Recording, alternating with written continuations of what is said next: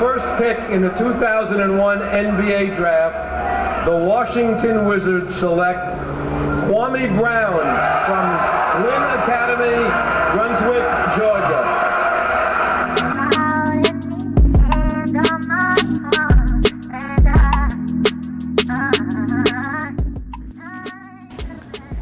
Every year after the NBA season, a draft is held where top college/high school prospects are selected by teams in the league to sign and begin their careers with. NBA players that turn out to be busts can occur quite frequently. Generally speaking, a bust is a player who is taken in the top 10 picks who has a very subpar career. This is because these players come into the league with high expectations. Typically, they are drafted by the teams that do not make the playoffs and have struggling seasons looking to change their franchises for the better. The worst NBA bust to this day is a man by the name of KWAME Brown. He was drafted in 2001 by the Washington Wizards. Popular sports analysts like Stephen A. Smith have even publicly criticized KWAME's abilities on national television. Here's a clip featuring Stephen bashing KWAME. Did LA give up too much to get a guy who has been labeled soft, although he puts up 19-9, which only 11 other guys do? Is that a trick question? You tell me. They gave up KWAME Brown. Two Who first cares? rounders. I could care less. Tied into his salary for 4 years. First of all, understand something. When you're giving up first-round picks, if you are a quality team in playoff contention, it really doesn't mean that much. That's number one. Number two, and more importantly, KWAME Brown is gone. The City of Angels, Hollywood, just should be celebrated. Throw a parade already, whether you win a championship or not. This man was a bona fide scrub. He can't play. No disrespect whatsoever, but I'm sorry to tell everybody the truth. The man cannot play the game of basketball. At Glenn Academy, he had 1,235 rebounds and 605 blocks, which are school records. To add to that, KWAME had the second most points in school history with 1,539 points. He was selected to the McDonald's All-American team as a senior, which is the best of the best basketball players in the country. KWAME originally signed a letter of intent to play basketball at Florida University, but he then decided to back out and declare for the NBA draft. KWAME Brown was the first #1 overall pick out of high school.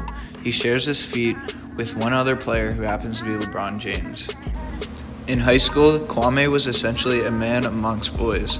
He dominated the competition easily due to his freakish size and athleticism at the center position. NBA scouts valued his talents but did not consider how they would transfer over into the NBA. Even though KWAME Brown was deemed a bust, he was still a part of an elite draft class. Other lottery picks included players like Tony Parker, Gerald Wallace, Pau Gasol, and Tyson Chandler. All of these players selected after KWAME Brown had remarkable careers, and some of them are still playing today. In fact, Tony Parker and Pau Gasol will most likely go down as Hall of Famers when it is all said and done. As you can see in the chart presented, KWAME Brown was drafted by the Wizards in 2001 and played for them for 4 seasons before he was traded to the Los Angeles Lakers in 2005. After playing 3 seasons with the Lakers, KWAME was traded to the Grizzlies, where he played 1 season, and then traded again to the Detroit Pistons. The third column from the right indicates how many games KWAME played in per season. There are a total of 82 games in an NBA season, and as you can see, KWAME hasn't played an 82-game season in his career. At the very bottom of the chart in the career row, you can see his total career stats and averages throughout his 12-year career.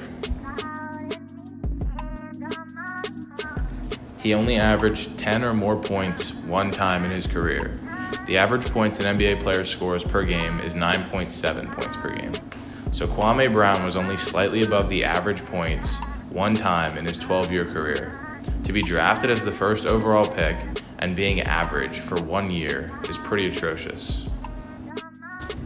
Here are a few clips of KWAME being KWAME. Roger Bell all over Kobe Bryant, gives it up. KWAME Brown hesitated and then came up short. Yeah, down the middle before the defense gets set. KWAME Brown misses the dunk. Right back out now to Jack. a little bit after Steve Kerr sort of gave him a little bit of a talking to. Lots of people criticized Kwame for his small hands and his inability to consistently perform a post move. He also lacked heart and passion for the game and played zero defense, as his defensive efficiency was one of the worst in the league. Taking into account all of these facts and professional opinions, it should be clear as to why we have Kwame Brown as the biggest NBA bust of all time.